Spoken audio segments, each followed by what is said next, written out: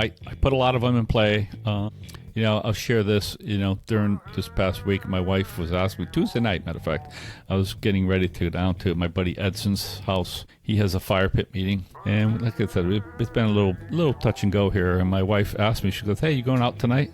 She didn't ask it that nicely. She's like, "You're going out tonight?" And I'm not sure. I may. And here's what she said. She said, "Well, I just want to let you know your program's not working." Right? Oh, yeah. And I told her, I'm like, you know something, honey? My program is working. Like, this is me working a program. I said, I'm not screaming. I'm not shouting. I'm not nasty. Like, my program is working. I'm Matt. Hey, I'm Steve. Hey, I'm John. This is the Sober Friends Podcast. We're here for the sober curious, the new guy, and the old timer. We're here to talk about the stuff anyone looking to live alcohol-free has to face day to day, and how we overcame those struggles.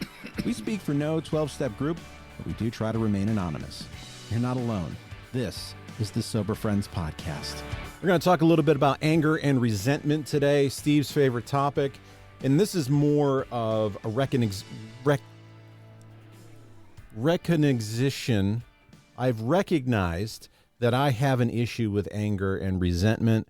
Had an argument with the wife on Friday over something that is a repeatable thing. Mm-hmm. I listened to a podcast this weekend. What's the name of this podcast? Jill Teets was a guest on it, and Jill has a course that she does with people and does some coaching on anger, and it awokened some things. She talked about how there is the bottler, there's somebody who's passive, and there's somebody who is explosive, if I'm remembering everything correctly. And I am a bottler of the emotion until I can't bottle it anymore, and then it just goes boom and explodes out there. And that's kind of what happened on Friday, where I was upset that I was told my wife would be home. My wife went to the barn where they work with horses and said, I'll be home at 5:30, which I always know that when she says I'll be home at 5:30, 7 minimally. Mm-hmm.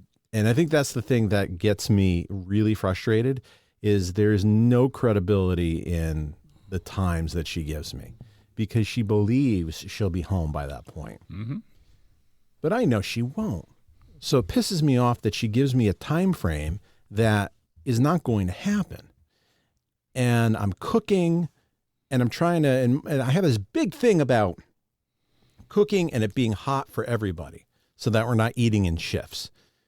Now, I'm the only one who really, I think, cares about this, but I do care about this. And they got home super, super late. And I ended up taking it out on the kids because the kids had Halloween candy and they're eating candy and they're just like throwing the wrappers on the floor.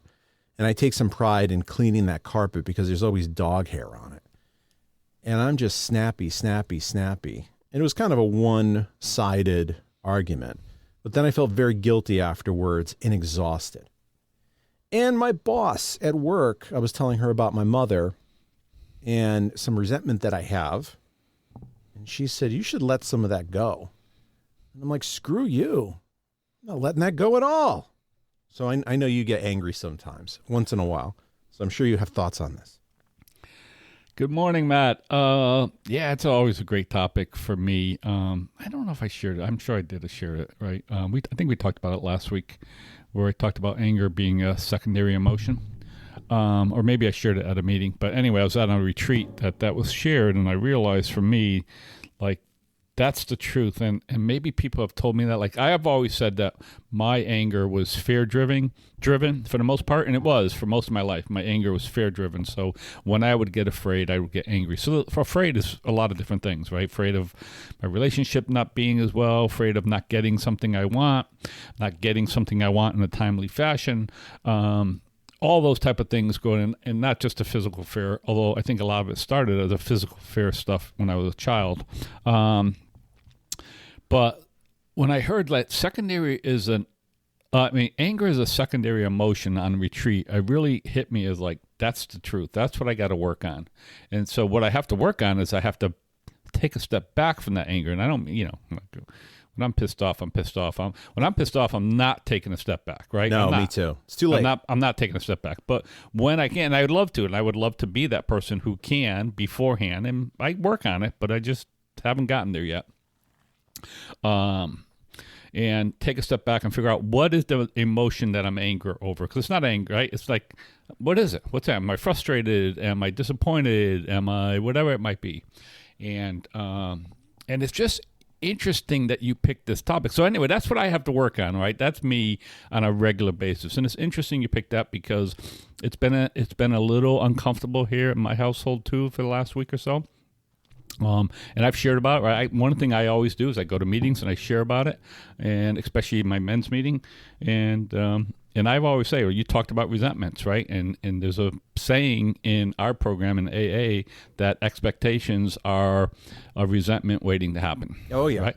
Yeah, and that's me, right? I have that. I know that, but I still set expectations because I think a life without expectations is sort of dull. I mean it like, we all have to have expectations of especially something fun or interesting or something you want to do. Like all of those things make life a little bit more enjoyable. There have to be some type of goals. Right. So, so I always think like, oh yeah, I can set these expectations, but I'm dealing with other people typically, especially when you're talking about home, another person, a spouse or a partner, they become difficult, right? I mean, they become difficult to manage. For some of us, again, for me, I'm talking for me, they become difficult.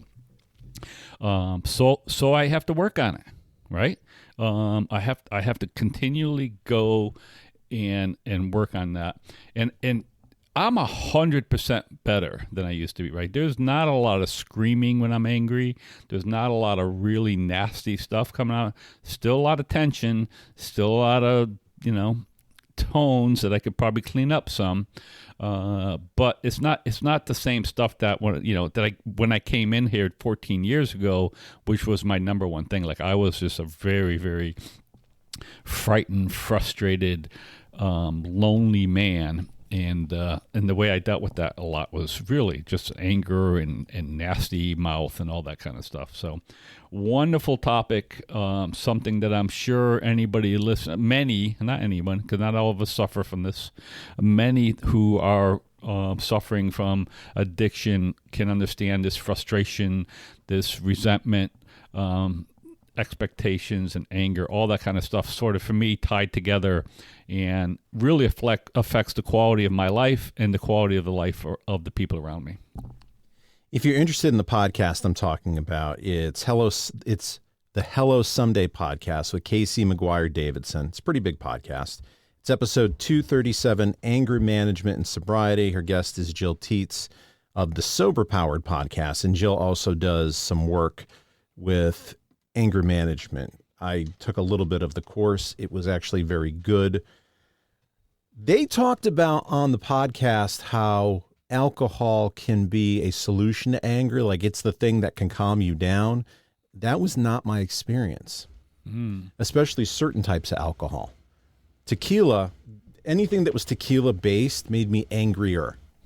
And I stopped drinking tequila-based drinks because I noticed that I was bitter, sour, more resentful after having that. And I really wanted to lash out in amplified ways. So I will tell you, for me, alcohol was not something that calmed me down. It was something that made it worse. This was something that scared the hell out of me because my father was an alcoholic and he was abusive, physically abusive. And I didn't want to follow in those footsteps of drinking and becoming physically abusive. I was not going to be my father. My boss, I was telling her a little bit about my upbringing, and she mentioned, you say a lot of negative things about this relationship, and maybe you should let that go. Like, remember, what are the good times? And I was very pissy about that. I didn't want to let this go. I will tell you a graphic story that when I was younger, my mother noticed that I was very fearful of having my temperature taken with the rectal thermometer. So when she was trying to get me in line, she would yell, Matthew, if you don't start behaving, I'm going to take your temperature with the rectal thermometer. That's not a good thing. Right. I'm not saying she was abusive or bad 24/7 because that's not the case. But there are moments like that that stand out. There are moments that we were so poor that we had this old Pontiac station wagon that had a gas leak, and we still ride around in that. Yeah. That's very dangerous. Yeah, the things we did, we talk about how we grew up very poor. We grew up similar, in similar situations, I would say. And, I didn't have that with my parents. I don't remember having any of that. It's sort of, that abusive stuff. I do remember my dad. My dad was a big drinker. Don't know. I mean, there's times where I thought he might have been alcoholic, but my dad moderated. I think my dad's in the big book you described as a heavy drinker who can stop if life changes, right, and something changes, that he could actually stop or moderate his drinking. That was my dad, because I've shared about it. My mom was an alcoholic, and when my mom became very alcoholic, my dad stepped in and took over the household. But I do remember when I was younger, so I have an older brother who's 5 years older. So, when I was, my brother was a teenage through those teenage years, which were in the mid-60s, right? So, lots of stuff happening there. My brother and my father would physically fight. I can remember on more than one occasion, my father coming home after been drinking, and physically my brother probably coming home after drinking too, right? And the two of them physically throwing punches at each other. That settled down, and by the time I came around, that was no longer how, my parents did any of that stuff, and I never remember being physically or even emotionally done it. Most of my problems growing up was just lack of care, right? Just not having what I think is anyone caring for me or about me. And that's difficult. And as far as letting go of stuff, man, that is so hard. Like your boss said, and that's what I'm saying. Some people can do it. Just let go of it, right? They say that like as if it's nothing. She had a nasty situation with her mother. Yeah. So she's not talking from, the Beaver Cleaver school of parenting. She lived a pretty lousy experience, as though I did, and has found ways around that to maintain a connection. Yeah. But I mean, we always talk about it, and I don't think we're unique in this situation. Again, we're not unique in any of these feelings and how we deal with them. The difference between those of us who suffer from addiction is that when put in these situations before we found recovery, it would almost invariably lead us to pick up a drink, right? We would almost always turn to that solution, which was alcohol or drugs at the time, to make us feel a little better, to sort of hide those feelings, to sort of mask those feelings. I know I drank like that, and I hear in the rooms that we drink like. So that's the difference, right? That's the difference between us and other people. And we like to hang on to resentments, right? I mean, there's sometimes like I just want to be pissed off, right? I want that feeling. I want to be like, screw you, and I can't. Now, and again, I'm much better at that. And I'll tell you a little story. I listened to a podcast. I've talked about it. Ram Dass, right? It's called Love, Serve, and Remember. It's called Be Here Now is the podcast. He has a foundation called Love, Serve, and Remember. And I woke up in the middle of the night, just last night. That's why this is so appropriate. Thinking about this issue, one of the issues we got going on here, and like being wide awake at 2:30 in the morning, right? Matter of fact, it was 2:10, which meant the clock had already set themselves automatically back in the bedroom. And just being like, oh, damn, I'm wide awake. So I put on a podcast, which is my routine to get back to sleep. And I was listening to it. Most of the time I put on the podcast, I go right to sleep in 10 or 15 minutes. I never even hear it. This one, I was awake for a while, so I'm listening to it. And what it's talking about, and he always talks about, what is the person? Like, is the person the physical body? He believes that there's more to it. And he's always talking about separating the emotion, like just loving that person, And I had this, so he's just talking about this all the time, like not liking what somebody did to him, and like, it's okay, I don't like that, but I still love you, like that whole message. And here I was laying in bed, struggling with this issue, and this is the podcast that I pick. And all I do is I scroll down to these podcasts and I just pick one. I've listened to them all already, like they're just repeats for me, and I just love the way it is. His voice is the right tone for me to fall asleep and all that kind of stuff. But it's just interesting that that's what I'm hearing, and so I could think about that. And I'll tell you one more thing, is that one of the things I did, and I haven't done this in a while, I talk about because I'm fairly agnostic right now, is I don't pray that much, is I said a prayer for the first time in a long time in the middle of the night. And all I asked for was relief from that obsession of thinking about this issue. And I'm going to tell you, man, I went to sleep and I woke up and I wasn't obsessing on that issue anymore, right? And it's like, so there are tools we have, there are steps we can take. Sometimes they work, sometimes they don't. Sometimes I can catch it in advance, and sometimes I have to be in it for a while before I take any real action to fix it. Steps work really well for this. This is a good 4th and 5th step thing. Yeah. Step 10, when I'm totally out of control, is very helpful, because that's nipping it in the bud. Right. That's addressing it in time. Here's my problem with emotion. When I get really angry, once it gets past a certain point, it is addictive and I can't stop. And I feel like if I were to suppress it, it's going to be a bubble that pops. I want to get into a fight. I want to be angry. And I can't control it. That's a dangerous place, because I can't rationalize myself. I think a lot of this has to do with the fact that if I'm not defending myself, I'm being walked over. There is this thought process of I have to fight in this situation because I don't want to be walked over. And that's an emotion from the past, that people have walked over me and I've let them use me as a doormat. And I'm not going to do that. So I'm going to fight it out. Bad emotion, and it gets me, that is a warped and irrational place to be. And that's a place where I can damage relationships. Yeah.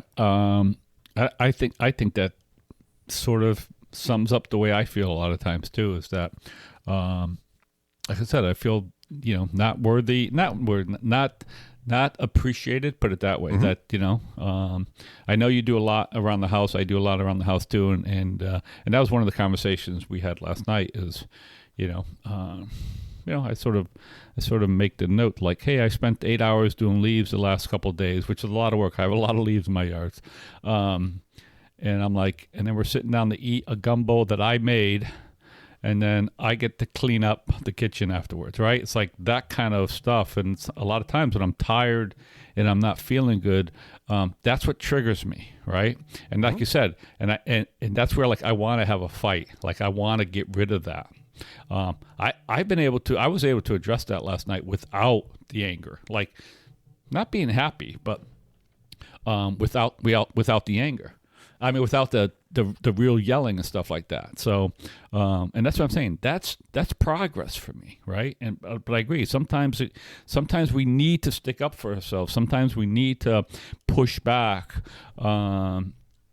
It's hard. It's hard to make that balance, and I don't know, right? Like today, the day hasn't. We record this early in the morning. My day hasn't started yet. With I've been up, but it's been alone, right? So my day hasn't started yet.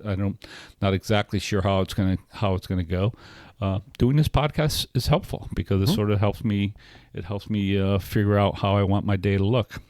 And that may be just going out. I got somebody coming over to help me finish up my leaves, and maybe just doing that, like just going out and doing something like that and spending most of my day cleaning up and getting the yard all done. So, like I said, the steps work really well. Step 10 is a beautiful step. I've always said, if I could wake up in the morning and start my day asking for clarity, which is sort of what I did today, and then go to bed, at night reviewing my day and thinking, oh, what did I do well and what can I do better?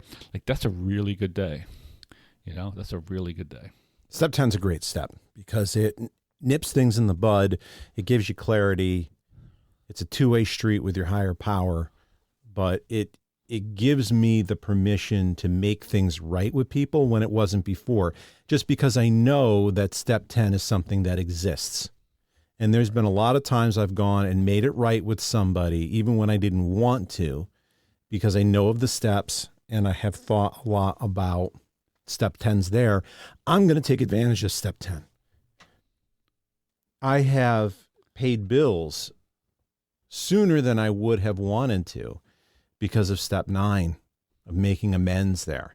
It gives me sometimes the motivation to do some things because I know the steps are there. So I feel like I'm going to take advantage of it. And sometimes it's killing two birds at one stone. I can pay a bill off and I can make an amends at the same time. And it makes me feel very good in the end. Almost feels like I'm getting over because I'm killing two birds at one stone. I'm being efficient with my amends by doing a few things. Right. That feels like a victory. Yeah, small victories are great. Like I said, I woke up this morning and I think like exactly that. I had a small victory in the middle of the night listening to that podcast somewhat and then saying that little prayer that, gave me some relief. And you're right. Small victories are huge, and it feels good to have those. Because what's the alternative? The alternative is walking around being pissed off, and I've done enough of that, right? I've done enough of that kind of stuff that I don't want to do that anymore. Now, again, it's complicated, right? The whole thing. What's going on? Well, it's complicated. I tell anybody, if you're married or in a long-term relationship with a partner of any type, it's a complicated relationship for many people. I'm not alone. Some people have great ones, but it's just complicated. So, I work hard. I do a lot. Like, and when I'm stressed out like this, I say it all the time. I talk to new people all the time. I share about it at meetings all the time. When I'm stressed out like this, I just do more meetings. I do. I just go to more meetings. And that's what I found. I found myself, I'm doing at least 4 meetings a week right now, sometimes 5. And then, I spent half my morning yesterday, or 9 to 12, my whole morning basically, doing a service commitment, an online meeting for the area. So I'm doing a lot of stuff and immersing myself. I've got multiple speaking commitments coming up over the next couple of weeks. It's like those are the things I do so that I can just try to live with less pressure on myself. And I find that when I surround myself with the program, typically my struggles are lessened. They don't go away, but they're lessened. The burden seems less because I'm able to share them with so many other people. You let me know when those speaking commitments are, because it gives me an excuse to go to meetings. Life has been very busy lately. My son has gotten his license, which has been good because it has given me a little bit of time back because I'm not hauling him everywhere. The problem is he takes the car, and there are sometimes I'm stranded here, which does make for some difficulties. Soccer season is over. The volleyball season is starting. Soccer season is over. And I have been slammed. I feel like I've been slammed walking the dogs, making dinner, working, where I am really struggling to find some times that I want to go to a meeting. Like, things settle down at 8, and it's like, well, it's past the time that there are meetings. Right. So I think I got to find some online meetings as well, or maybe find some earlier meetings. But I'm trying to get some stuff in here, and some meetings would be helpful. And there's a lot going on with this age of child. Listen, it is that whole thing of, right, like I said, I've been there, and you have 3, I had 2. But yeah, it's hectic. That's why I get it. I remember telling my wife one time, she was talking about her kids when they have, actually, her kids have kids about your age, one a little bit older, one's a little bit less. And she used to always say, like, oh, my kids don't call me. And I'm like, honey, your kids are in crazy life. I'm like, don't you remember having 2 kids where you're running out? Like, don't you remember those years? I remember those years where, like, I didn't have any time for anything. And unfortunately for me, right, that was the time where I stopped going to meetings, right? That was it for me. Like, I thought like you, oh, I needed to go home and take my kids everywhere and be a dad and stuff like that. That was not to what I should have been doing. But I felt the exact same way. I worked long hours. I was in sales. I was always working. Even if I was home, I was working sometimes. And I had stopped going to meetings, which was incredibly unhealthy for me. And, it turned into a relapse. So it's hard. But online meetings are there, and some of them are really, really good. So I would encourage you to find some online meetings because there's always something. It may not be in the United States, but at 8 o'clock at night, right, you're going to be able to find, or 8:30, you're going to be able to find a meeting online. The non-area meetings are the ones that I have liked best, where they're people all over the country and or all over the world. Yeah. Not the kind of local ones. This is the Greater Hartford online meeting. Right. I agree. Listen, we know, Pete B, who came on this podcast, he's a big NA guy. We talked about writing the NA literature. Pete's a big online person, and he sponsors people. He has a sponsee in Russia that he found through online, right? So there's a lot of recovery online, and we talk about it here all the time, all the different podcasts, and there's whole types of different communities out there. So there's a whole world of recovery out there that's done online. So it's just that, if it works for you, I know it doesn't work for a lot of guys I know, but if it works for you, then it's something that they can supplement it. I don't do a lot of them, and I always think I should do them too. Like, I should probably throw some online meetings in there. I should probably find some that I like, because I like to be able to have a meeting when I want one, and maybe not always have to jump in the car and go. I like my in-person meetings, but, it might be nice to do one online too. So I may have to take that advice for myself. Yeah, this is part of my excuse / problem as well, is I don't like to drive places. I don't like to lose the time in driving. Yeah. The fact that the Monday meeting now is closer to home than it had been, that actually is very helpful, because it's almost like saving a 10-minute drive. Yeah. So even though, hey, it's 10 minutes, for me, it's a big deal. I just don't like going and driving places. I work from home. I would prefer to be lazy and walk down the stairs. And that in itself, I almost have to do under protest. I just wanted everything delivered to me. I'm impatient. But I'm sure you out there have some suggestions on this stuff. Steve talked about being a speaker. I was a speaker at the Denizens meeting, which I hope I'm remembering the name correctly, which I'd like to go back to. It's a beginner's meeting that was fantastic. And the reason I like those meetings is because when you have people from different areas, they kind of have a different flavor to meetings. And sometimes I'm just sick of the way Connecticut meetings are done, and I want to just see it a different way. And that gives you some energy. Mm-hmm. Absolutely. There's a lot of good ones out there. I know people talk about them all the time. And like I said, I don't do them. I don't do them regularly. But I will tell you something. Like, one of the things I enjoyed about this area meeting that I went to yesterday was, first of all, they hired a company to run it, because it's a big deal. But it was just so well run, and I know that they won't always be like that. Especially the regular meetings, but there's regular online meetings, right? That they're only online. Mm-hmm. And those people has figured out how to do it, right? Especially those ones that are for the most part are all over the world, which any online meeting can be. Yep. Like, they've figured out how to run it, right? And usually they have it by this time. They have it figured out, so they usually run pretty well. So that's the nice thing about that. So I do think there's some really nice ones out there that you could find. Listen, I'm the same way about not getting in my car. I've always said that when I go out to my buddy Tim's, the TP Tim meeting on Saturday night. I always tell him the hardest part about getting to that meeting is just getting in my car. And I mean it. Like, once I walk out the door and I get in my car, and that's a 40-minute drive to go to his house for me. Like, that's that's what it is. Once I make that decision to get in my car and turn it on and start driving, I'm fine. I'll get there. But getting off the couch, right, on a Saturday night, trying to get there, you got to get there early for that meeting. You got to be there by 6:30. Yeah. So that's always a challenge. It's me too. You're not alone with that. The reason why I have regular meetings is because, my regular meetings I'm really pretty good with. There's lots of times where I want to stay home. There's lots of times I don't want to get up and go.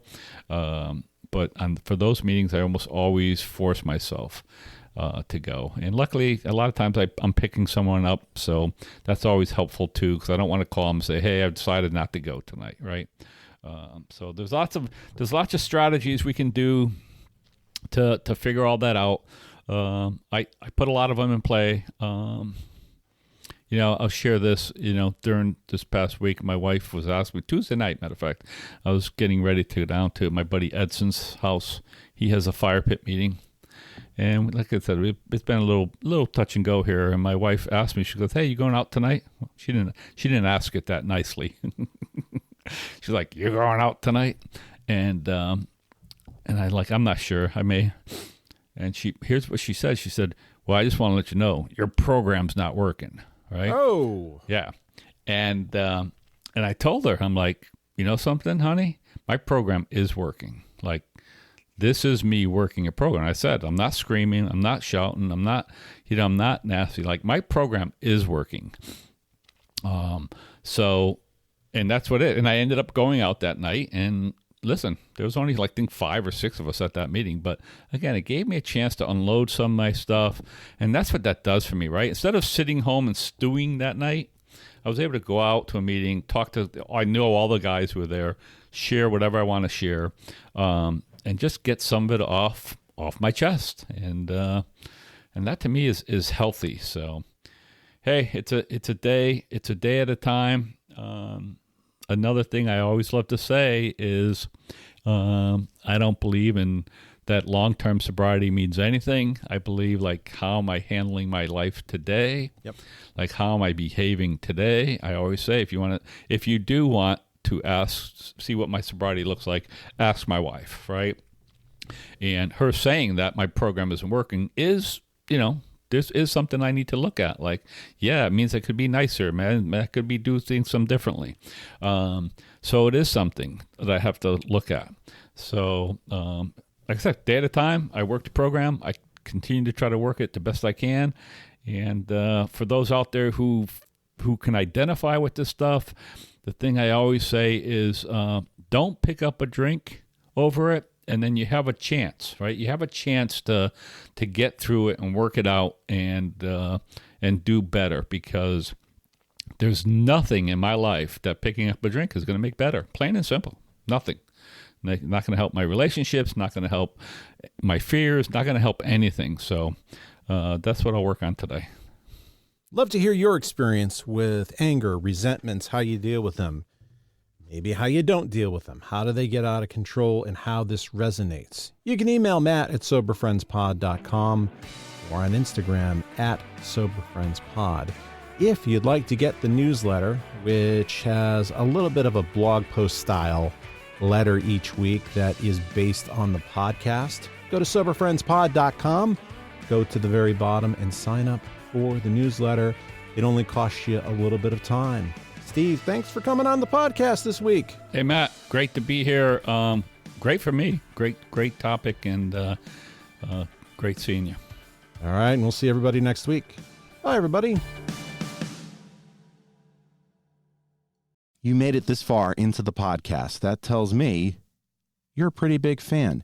If you like what we do and you find value in the podcast, consider a donation at buymeacoffee.com/soberfriendspod. Your donation keeps us on the air to help out the new guy and helps us defray some of our costs. If you find value in our podcast, please consider a donation at buymeacoffee.com/soberfriendspod.